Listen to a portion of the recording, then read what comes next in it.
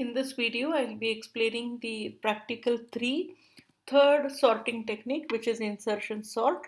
So input here is again the list of n numbers and the output will be the sorted numbers. Now, if this is the list of numbers which is to be sorted using the insertion sort, and suppose we are at this position and this is to be stored in this list is to be sorted, and we are considering that these many elements are in the sorted position. Now exactly how the insertion works here, that I'll be explaining. So what we do is we put this element which is to be placed in this list at the correct position in another variable x, and now x is compared with all these positions, and if this element is greater than x, then we shift it to the next position. So in this way 6 gets shifted over here, 5 gets shifted over here, but 2 is not greater than 4, so 2 will not be shifted, and that makes one empty position for 4 to be inserted, and 4 gets inserted over here. That is the idea of insertion sort. Now we'll have a look at the code. So in this, the number of iterations will be done for every element, and that makes n number of iterations, and in every iteration the comparisons are done the way it was explained on the previous slide. So we'll take once again one example. Suppose right now the value of I is at this position.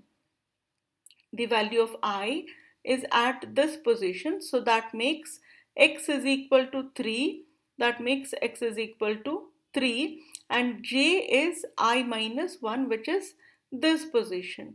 So the comparisons are done in this way or in this direction, in the reverse direction, that is every time j gets decreased, and comparison of 3 with these positions is done. So idea here is I, which is initial right now having the value of this location, j which is having value of this location, and now x is having the value 3.